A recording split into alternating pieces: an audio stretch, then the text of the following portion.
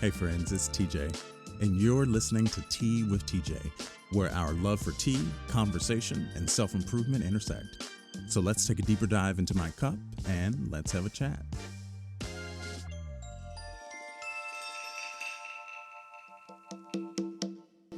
Hey friends, it's TJ. Welcome back to another episode of Tea with TJ, and because Lonnie's episode was so amazing, we had to split this up into 2 episodes. So if you haven't watched part 1, go back and watch part 1 or listen to part 1. You were in part 2 of Lonnie's episode, and we were talking about relationships. So Lonnie, this has just been, you dropping so many gems. Like the last little bit that we ended with in the last episode was your confidence is not equal to your self-worth. Like, I don't know where that came from for you, but like that just, it set all in my soul. Can you just share with the folks, if they've missed part 1, just give me another recap of what that is. Sure.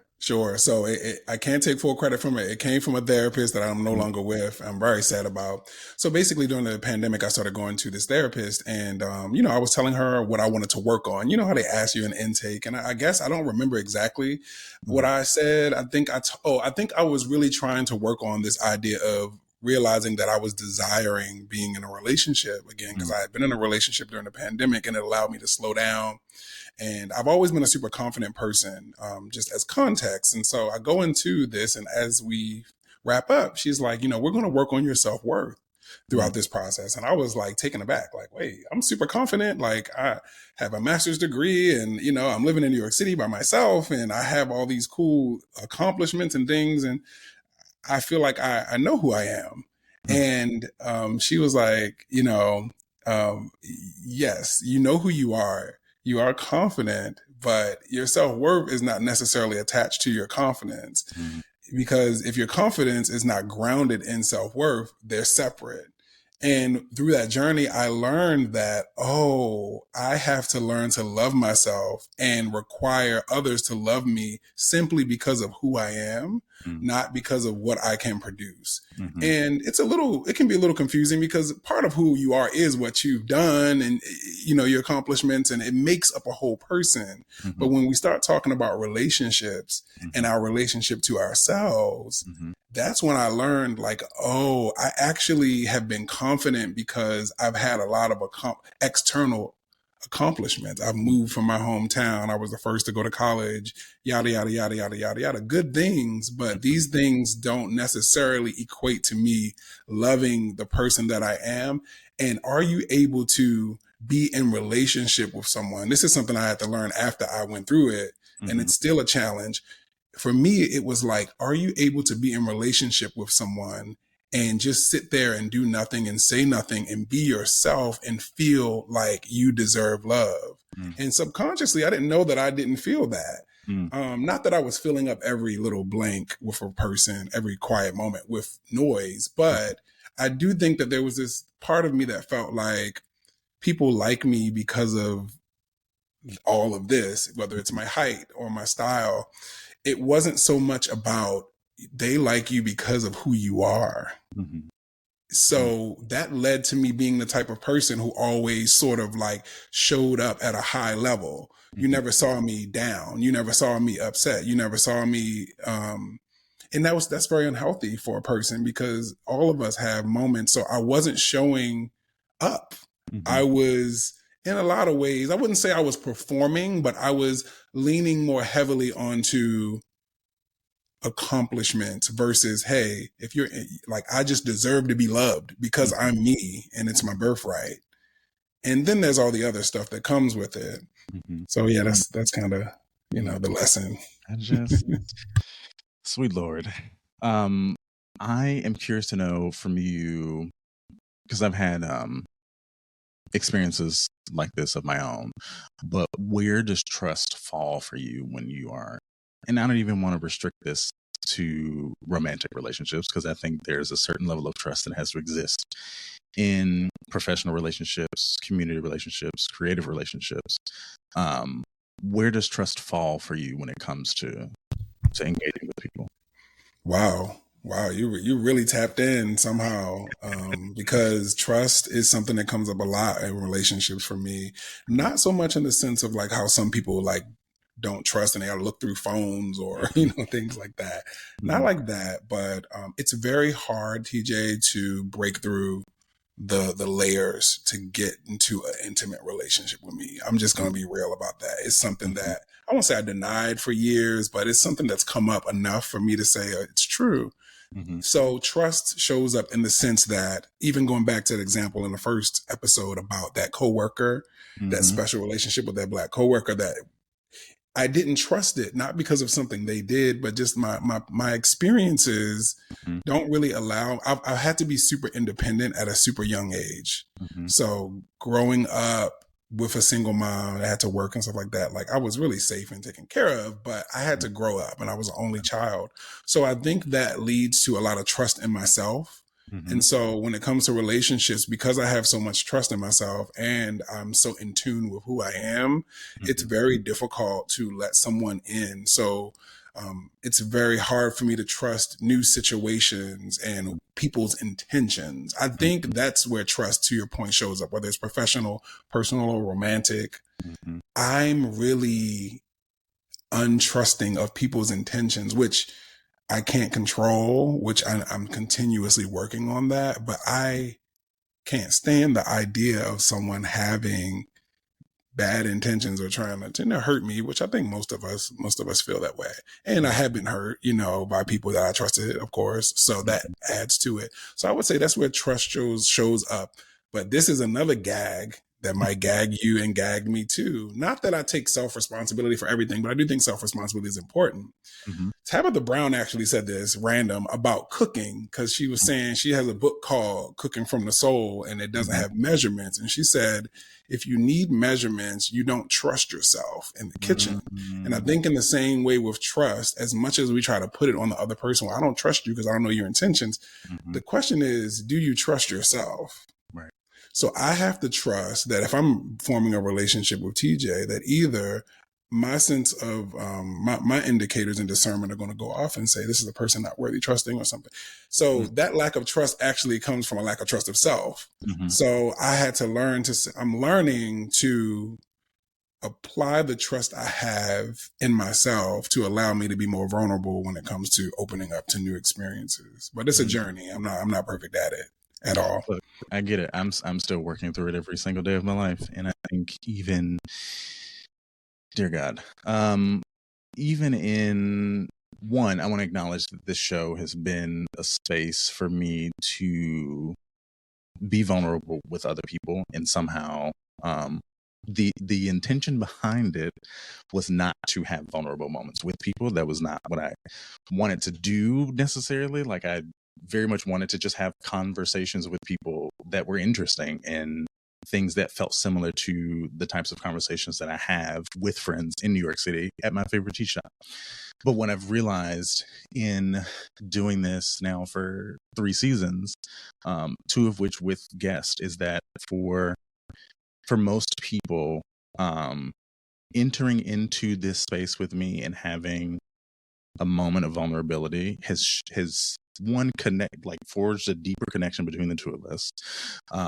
Most of them generally have been friends or someone that I've like connected with and like wanted to continue to pursue that connection with them. Um, but in each of those moments, they've cracked open these like kind of like life insights, right? And I've learned a lot from the people that have shared moments with me, and then I've shared stuff with them. And even in this moment, hearing you speak, I'm like, shit, yeah. That trust is so much more about self than it is the other person, and the discernment of like what is the actual intention, right? What is their intent? And I think I have experienced a lot of, and I said this before asking the question, um, for the longest time, I think I dealt with trust issues similarly to you, to because I grew up in a single home and like trusting that no one else could deliver on the things that I needed to be done or wanted to be done. And so I had to do it myself, right? Even with being in a relationship. And I think now the place that I sit is similar to you. Of I'm less concerned about the lie, or like the I don't trust you per se, and I'm more concerned about what is your actual intention with me or this relationship or whatever connection that we're having, right? Because I'm trying really hard to be intentional with everyone that I encounter, right? So it's funny because I had this conversation with someone that I was talking to a few weeks ago, and it shaped our relationship.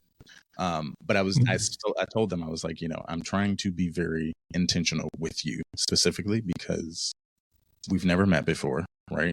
I'm very interested in you. I want to know more about you. There's something here that I can sense that, like, the moment we met, I felt a spark, right? And even in that, of them like acknowledging that, they were still very closed. And I tried to express, I'm like, hey, I'm trying really hard to be open with people and like forge connections and get to know people. Like, you don't have to pretend with me. I don't care whatever version of you that can show up. That's the version I want. I don't want this presentational version of you. I want the actual version of you, because that is what's going to ultimately shape my opinion of you and shape whatever relationship forms from this moment.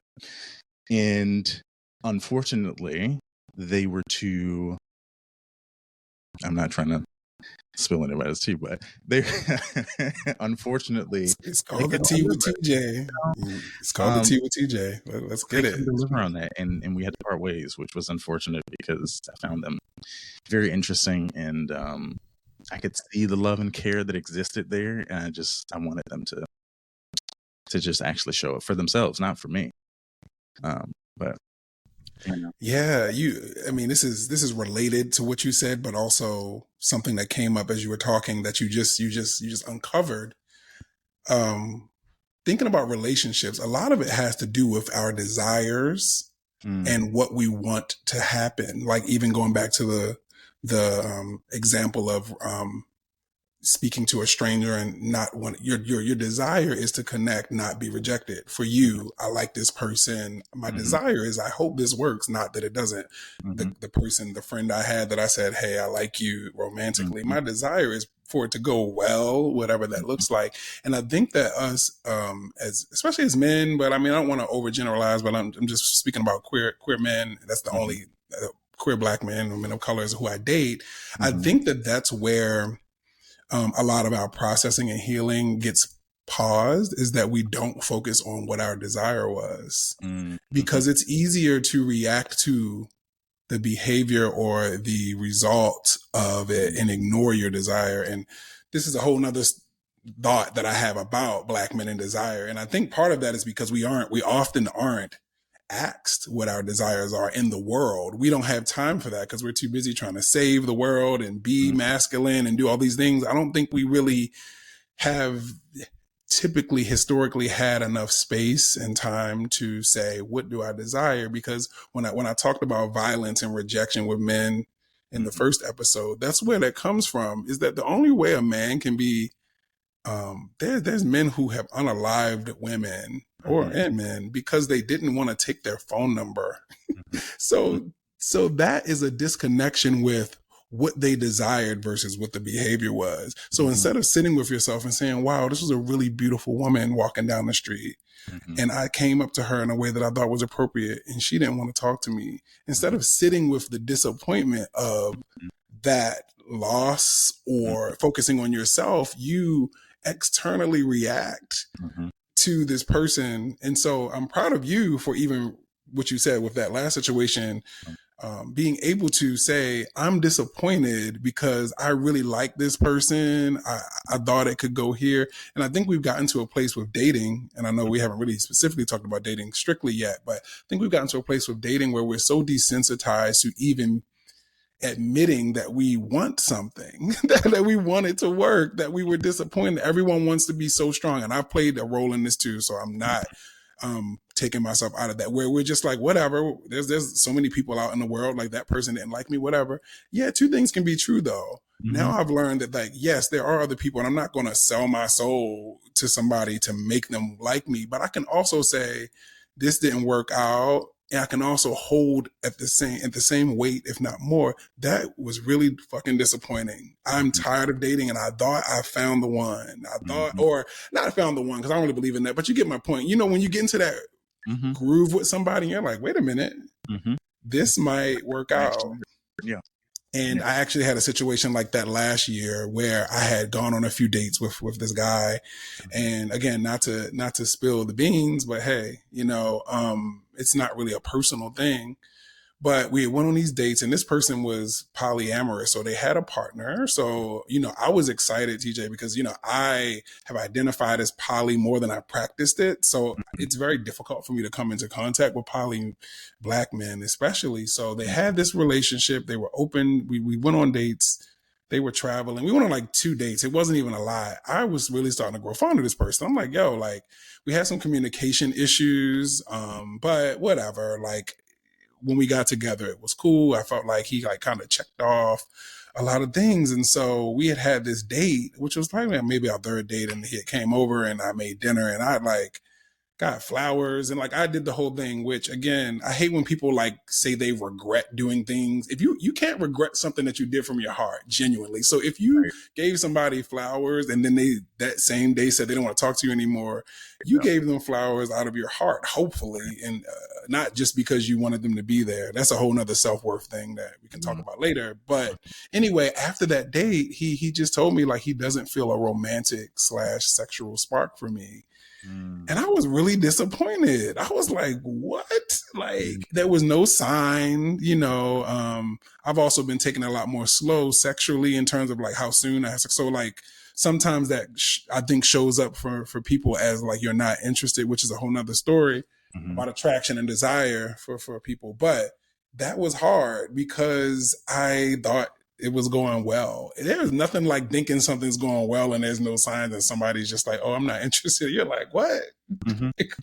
What happened? So that can be rough. But when you have, to your point, a sense of self-care, you know there's nothing wrong with you just because something didn't work out. And I think a lot of people feel like that something's wrong with them when something doesn't work out, and it leads to, you know, a trickle effect or domino effect of them, you know, not dealing with the core issue, which is self-love. Yeah, I think that's a problem that exists amongst all of us, of not really figuring out or feeling like there is something wrong with us when we face rejection in all facets of life, when in reality it usually has nothing to do with you. I'm curious if you're okay to touch on it. We've not talked about the polyness of all of this. This is part 2. So yes, let's get into the polyness. Yes. Yeah. So what has been your experience as a polyamorous person? You know what? It's been hard, TJ. I'm not going to lie to you. I would say it's easy in the sense that I always like to say life gets easier and harder when you can put words to something that you feel internally. And I'll go back to my example about teaching youth about attraction, right? Imagine how much easier a lot of Black gay men, especially like gay children, right? Or curious, whatever, like yourself growing up in the South, you know, or wherever. If they just had words for their internal feelings, and that just goes beyond attraction. Think about violence. Think about, I'm jealous, that's why I'm bullying people. Naming how you feel is really important for all humans. So I'd say on one hand, it's been really easy to be poly or identify as poly because it like named something that I've felt and couldn't put a name to. And, but it's been hard because socially, I feel like it's something that, in my experience, in our community, there's either two kind of perspectives towards it. I think there is a community of poly queer folks, but they aren't necessarily always people of color. And it's like this underground world because of the social response to it being typically negative, or there is this negative response, or so there's three. And then lately I've been feeling like, especially online, that people almost speak about open relationships and poly like it's very common and like everybody's open when I open my app. And I'm just like, that's not really true. Not that I can say that someone's personal experience isn't true for them, but I think it's the idea of when you don't want something, it feels like there's a lot of it. And I'm like, I can tell you as a poly person, there's not a lot of it, right? Or at least it doesn't come my way. But I think it's like this example I heard years ago. If you are a size medium and your best friend is a size 2X, and you go to the mall, or they go to the mall and they come back to you and they say like, yo, like I never see a 2X in the store. That's so frustrating. And you say, I see 2Xs all the time. There's this thing, and there's like this whole psychological thing. It's like a real thing where you think you see a lot of 2Xs because it's not your size. Right. You're a medium. So you saw one 2X and you're like, they're everywhere. And it's like, no, they're not. The person that's 2X is telling you that they're not. That's how I feel about poly. It's like people often say like, that should be easy for you. Or every time I meet couples that are open all the time and all this other stuff. And I'm like, I'm telling you, that's not my experience. But so yeah, it's been hard because I feel like, and this is, I don't think this is a controversial take, but I'll just say it. A lot of, I'd say generally men of color tend to hold on to heteronormative values when it pertains to romantic relationships. And that equates to monogamy. And so while there are gay men who are out, their value system, going back to values, again, I've learned not to judge values, but to also note which ones are important to me. I can't be with somebody that their top column of value in relationships is monogamy. Even if we're in a monogamous relationship, and people don't understand that, because I can still do monogamy. People get confused. It's like being bi. Like people act like bi people can't date one gender at a time. It's really weird. Like I'm like, it doesn't mean that they always need both genders.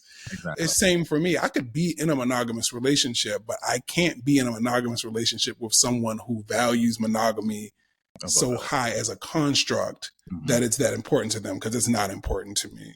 Yeah. So that's been my experience. It's been hard. I've had little glimmers of hope in terms of like meeting poly people, meeting open people who are not poly but open to having a poly partner.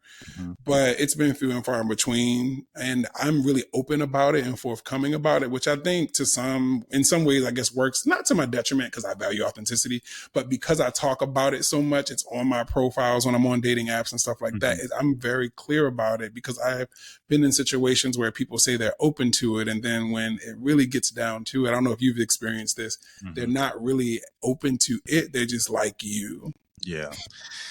Sweet Lord. I've had a few experiences. So my partner and my primary partner, which is, and I had a discussion with Jay, the gentleman from Dear Black Gay Men, where this conversation kind of got birth. And I've stopped using the primary partner language because the perception of that is like, well, then how does the other person feel if they are also your partner, but being called a secondary? And I'm like, it's just the language that was picked up when this came to be. It's poly language. Yeah. Right. Yeah.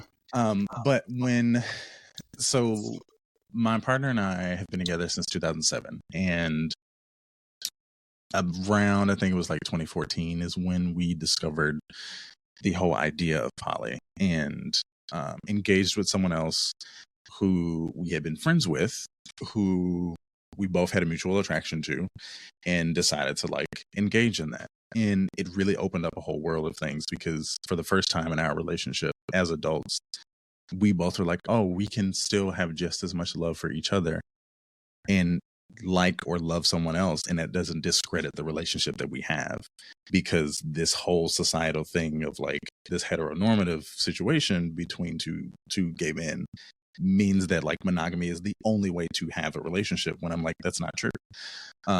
Because realistically, we already do it in our everyday life with everybody else, like your best friends, your creative and professional relationships that exist. Those are all relationships outside of your monogamous relationship, right? So why can't both things be true, right? Why can't I be just as in love with you as I am with the person that we met 2 weeks ago or 4 months ago or a year ago or whatever. But then also we have the ability and capacity to love someone together, right? It's been interesting because I agree with you. There are people who say that they are interested in it and want to explore it and are fine with, whatever. But the moment things happen or start to happen, their egos get in the way, and there's a list of things that are now non-negotiable, right? I've encountered a lot of digital people in the world, like people on the apps and like other dating apps, that will approach me and have not read a single line in the bio or a single line on the profile. In the moment I bring it up, because I also, similar to you, I'm always very upfront about it because I don't want to mislead anybody. I want to very much say, hey, I'm in a relationship. These are the rules. This is what we have set in place. Just so you're aware, if you want to continue to engage, great. If not, that's also okay, because I'm not necessarily searching for something else.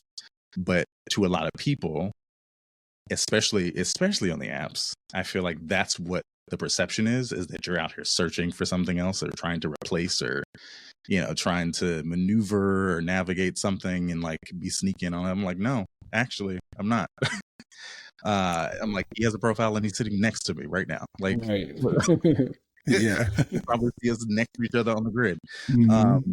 But it's interesting because I agree with that whole concept of the 2X versus medium. Like, people seem to only see what they don't have or want, and it's until what is actually in front of them, and then all of a sudden it's like, oh well, actually, no, I'm good. It's been a mess. Is what Yeah. it's. Yeah. And I think for me, and I think, and again, this is me using myself as an example of what, even my theory about the 2X and the medium is that being single versus being in a relationship as poly, I perceive that it's harder for a single person because I'm solo poly, I'm single. And I feel like the people who are open to poly, their first connection to it usually is a couple that's open. So for some reason, I feel like people can like understand it if you're in a relationship and it's like, okay, you're open. Like, you either have a visceral reaction to it, but they get it. But like me being single, it's like people have told me like, I don't even know you yet. And I got to think about like getting in a relationship with you and then thinking about adding somebody else. So that has been hard for me. But like I said, for me, my whole experience with poly, putting a word to what I was feeling. And this is so funny. Going back to like high school, maybe, I remember the whole Will and Jada stuff. This was way before, what is his name? The situationship or whatever, the entanglement. That happened recently. But remember, that used to always be rumors about them being swingers. And I remember when that whole gossip was going around, it never felt like something that was wrong to me. I always was like, what are y'all so up in arms about? Like, if they're consensually, I didn't have the language yet, but it never felt like, oh, ew, and that just always stuck with me. I didn't know about poly or what it meant, but I'm like, well, if they're married and they just happen to go to these swinger parties and have fun, like, whose business is that and why does it matter? And that's where I think the spark started for me. And then I found this, sexologist. Shout out to Shan Boudram. I don't know if you follow her. Shan Boudram is this like young sexologist, and she and her partner, who's now her husband, she had an episode of her YouTube channel where she talked about how they were poly because her ex-boyfriend had hit her up to like meet with her to like just have a conversation, and she brought it up to her partner, and they just basically realized that like, hey, like, let's talk about everything, if we want to go meet with somebody or do something or go on a date. And they just became poly, and I started looking into it, and I'm like, this really resonates. But yeah, I agree with you. That's a heartbreaking one. I'll tell you, when you tell somebody, and I know you probably going through this too, you tell somebody that you're poly and then they accept it and you're like, whoo, great. Like, let's go. And then as you start getting into the reality, especially you having a partner, I know it's different for you because you have someone else you have to consider. I don't. So like, then it's like, oh, your time being split or whatever that may look like. Then they're like, oh, maybe I don't want to do this. And that's been the more hurtful situations because I'm like, well, I told you. And you said you were cool, and like, why are you not cool now? I will say it's very interesting for the type of relationship that we have now compared to when we first started this, because there are people that I've dated and have engaged with that, like, yes, have been a part of like the three of us, but also completely separate. And they've had no interaction with him. Like, one of the things that I try to think about when I'm engaging with people is that if I'm choosing to spend some time with you, I'm choosing to spend time with you. Like, the outside world does not exist unless you want it to exist. But if we're on a date, if we're having dinner, if we're grabbing drinks or whatever, that time is our time. And I think it's hard for people to grasp that concept in the back of their mind, still knowing that there is someone still attached to me, right? One of the first, someone that like we started dating and have become more friends now. But one of our first encounters, I was like, if you have no interest in like getting to know him, that doesn't have to be a part of this equation. And for about 3 weeks, anytime we were together, like no phone calls, no texts, none of that. Like, we hung out a bunch and they had never seen him. And they finally were like, wait, is there someone, like, is there actually someone else? I was like, yeah, like, if you want to meet him, you can, but like, my goal is to give you, my intent behind all of this is to give you the time and attention, because this is happening between the two of us. Like, again, if you want something else to happen, that can happen, but like, I'm all about, face-to-face time with the individual that I'm talking to. Yeah, I love that. That's the kind of relationship I want. And I'll give you my perfect scenario relationships, situation. And I'm interested to hear, if you're open to it, what your boundaries and rules are with your partner, because I feel like that's very interesting. And I think something that hopefully people can take away from this is that poly relationships are not monolithic, just like monogamous ones are. There's monogamous relationships where a guy or a person can go hang out with their boys and go on vacation with their friends, and there's somewhere where they don't. But I feel like when it comes to poly, they try to put us all into one box, like, oh, we're just sluts. We just like to have sex with a bunch of different people, and there's no rules, everything goes. And we're just like kind of like not satisfied, and we're always searching for something else, which is not actually true. But for me, my ideal situation is that I would have two partners. I don't want a primary partner, to your point. I consider myself solo poly. And for those listening, solo poly means that I consider myself as my primary partner. So I don't really want any hierarchy. Like, I don't want to live with the person or whatever, but I want to have two boyfriends, to your point, that's separate. They know about each other. They know that I'm poly, and it's all open, but like, I don't need them to engage. I don't necessarily want to be in a throuple. If I'm creating it. Interestingly enough, I feel like I could be in a throuple if I was invited into one, but I don't think I would build one. I'm just from going to interject and scratch. say that thruples vacations are a lot cheaper, but yes, go ahead. Listen, bills, the way this economy is set up, divided by 3. Come on now. So that's sort of my goal when I talk to people. Well, that's what I tell people, that's the ideal for me. I think I'm interesting that you brought the thing up about anchor partners, because I do think that, like, for some reason in your poly journey, I think everyone's relationship to anchor partners changes. Mine has changed a bit. At first I was like, no, I don't want an anchor partner. As you just heard, my ideal situation is not to have one. But I had a conversation with someone that I was dating once that shifted it a little bit, because they said, because sometimes, again, I can admit I can be a little, because I'm so independent and like I was an only child, I often don't always think about the other person. I know that sounds bad, but listen, I'm here to be honest. No. I don't always think about what someone else needs to be happy. Now, of course, if what they need goes beyond my boundaries, I can't do it. But sometimes it's hard for me to compromise. I'm just going to be honest. And with this person, what I found out from this relationship was that, oh, you needed something that I don't necessarily need as highly as you need it.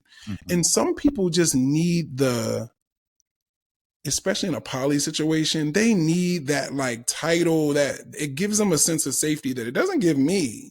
But I over the past year or two, I've sat with myself and said, if my partner needs to be the anchor partner, I think I'm open to having that conversation now, because if they're able to express that, hey, I know this is not like as big of a deal to you, but as for me to feel grounded in this, it would make me satisfied, or it would do something for me to be the primary partner. And I'm like, oh, now I can see that, more than I could before. And I'm open to it. Interesting. Yeah. I find myself to be, especially now in like the last like 7 or so years, I'm a very nomadic person, and I don't necessarily need like a home base per se. Even in like living situation, I think just with being a performer and like constantly going on tour and all of that stuff, I'm okay to live out of a suitcase. I'm okay to like pack my shit up and leave in 2 days if I have to. So there's less of that I think exists in our relationship currently, whereas in the beginning, because we met when we were so young, that was a huge thing to be. And I think that goes back to this heteronormative way of being that we were all taught, that like this is how life is supposed to look. But as we both gotten older and kind of like further developed our own like careers and our lives, we've both come to this realization that, yeah, it would be nice to come home to someone, but also I think because we've been together so long and because of where our relationship is now, sorry, I did not mean for that to happen. Because of where our relationship lives now, that's not much of a core value for us anymore, as a collective. Yeah. It's funny you brought up boundaries, because that was going to be my next question to you.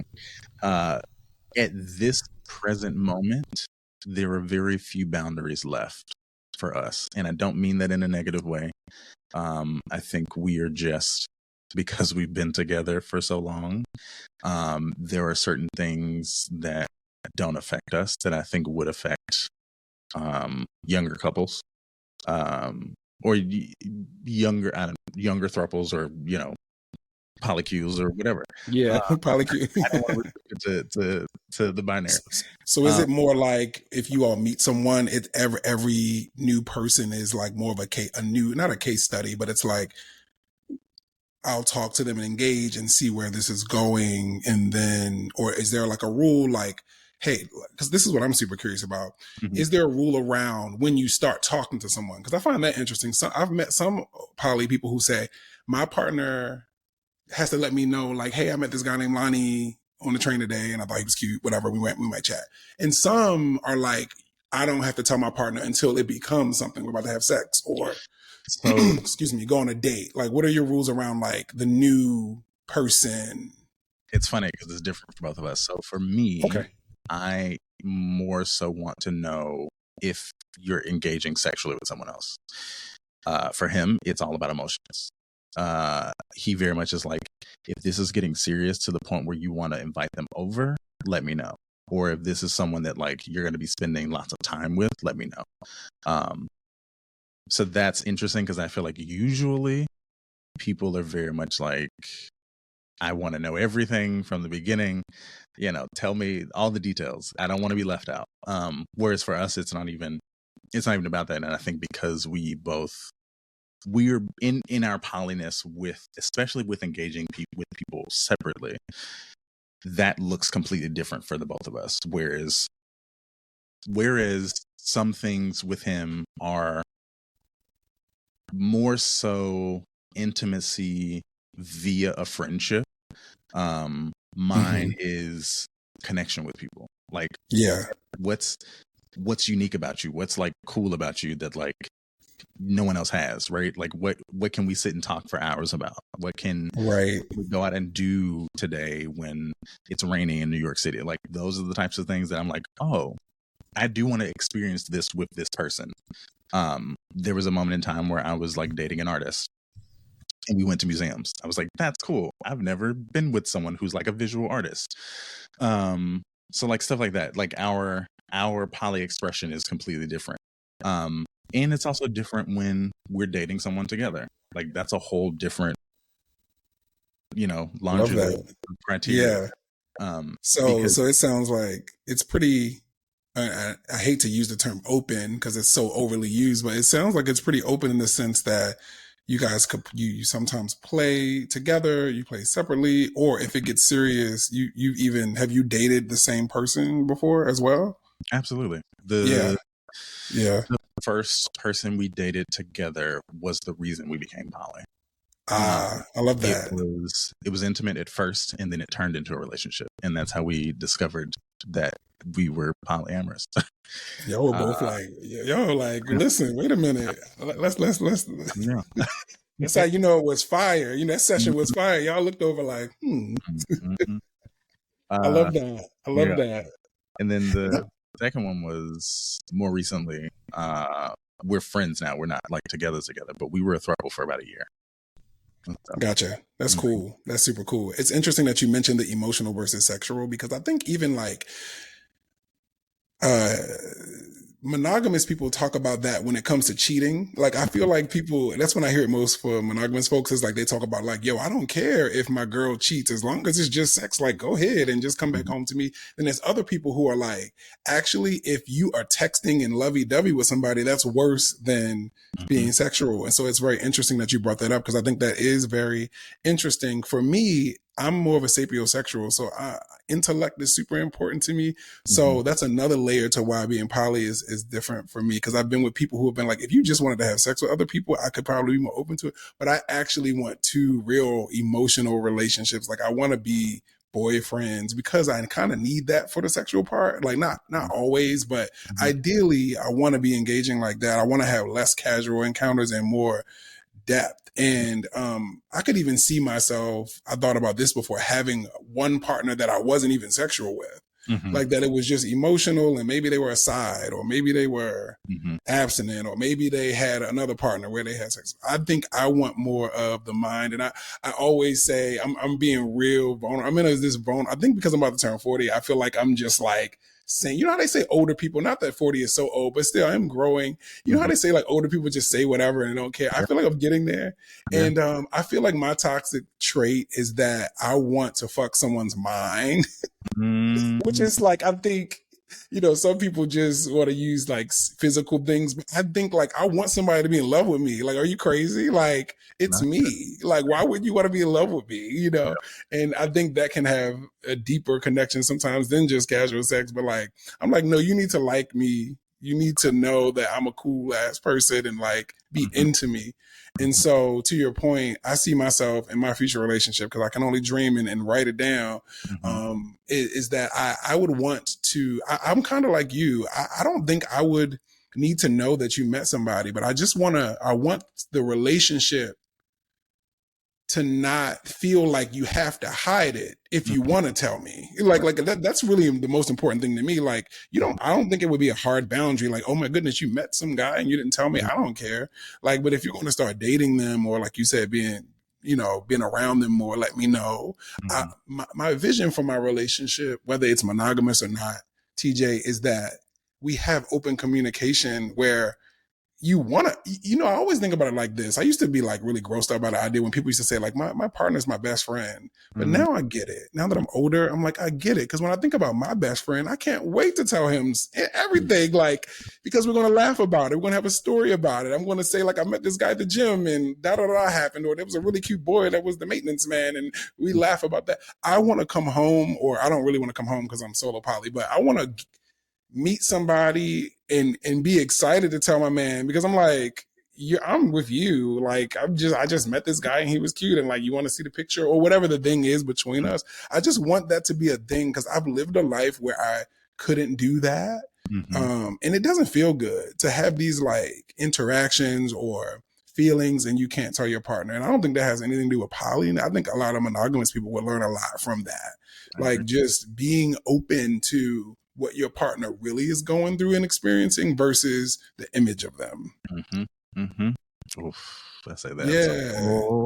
That's a whole nother. I ain't trying to split this up to a million parts, but absolutely, it's good to hear you break down, and thank you for being open about that, because I feel like we don't hear the intricacies of people practicing poly and like what that could look like, and the freedom in it, and the challenges in it, but also that there is a way for you to create what you want to create. And that's really what's the most important thing, in my opinion. Absolutely. And I hope that I hope this has been helpful for folks who listen or watch that are poly or considering being polyamorous, who don't necessarily feel represented, in these social spaces like social media or YouTube or, on podcast platforms. I hope that this has been like helpful and informative and, giving you a peek into folks who look like you.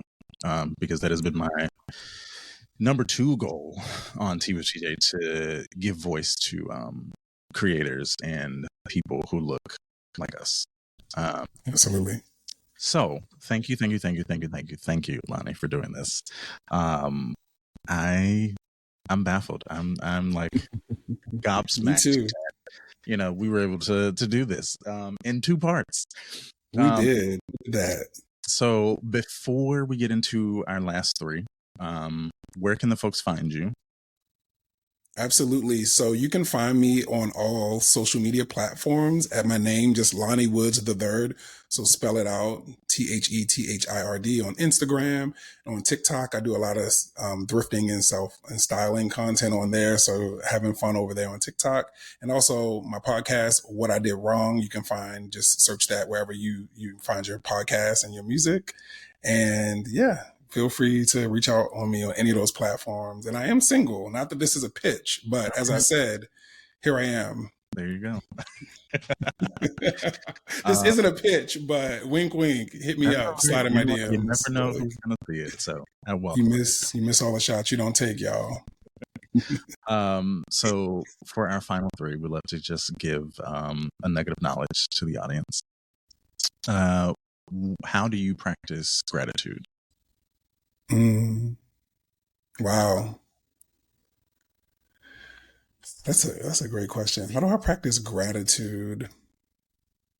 I think that gratitude for me shows up when I accomplish something that I once wished for. You know how sometimes they say, whether you're religious or not, people say like you're living the life you once prayed for. I don't necessarily believe in it like that because I'm not religious. But when I do something that I manifested or I thought about a long time ago, and it's like, wow, that just happened. I think that's where gratitude shows up for me. So I practice it by honoring the moment that I manifest through, believing in myself or believing in an idea. I love that. Where do you find love? I find love, this sounds cliche, but within myself, within this idea that I deserve love, I think is a source of love in and of itself. And I think that kind of goes into what we talked about today, is that we do experience love from others, from ourselves, but love also is something that exists outside of all of us. It's something that just exists. So you can grab and take a piece from it and exist in it. So I think the biggest source of love is just me, and how I show up and treat others, I think is really a big expression of that. I love that. And then final question, where do you find beauty in the world? Ooh, I find beauty in leaning into the things that I like that society says I shouldn't like. Because the question isn't if I like it, it's am I afraid that someone else will judge me for liking it? And that is where I find the strength to lean into that, because it's like, no, you actually like that. You just are afraid of what someone else might say about you liking it or the judgment that may come from it. That was perfect. That was beautiful. Thank you. Oh my gosh. Again, thank you for doing this. This has been amazing. I couldn't have asked for a better guest. Happy to be here. And with that, friends, I will see you next week. And that's our show, friends. Thanks for joining us on Tea with TJ. Please rate, review, and subscribe. And you can find us on Instagram at Tea with TJ Podcast. And as always, stay kind, keep sipping, and remember, we're here, so we might as well do it.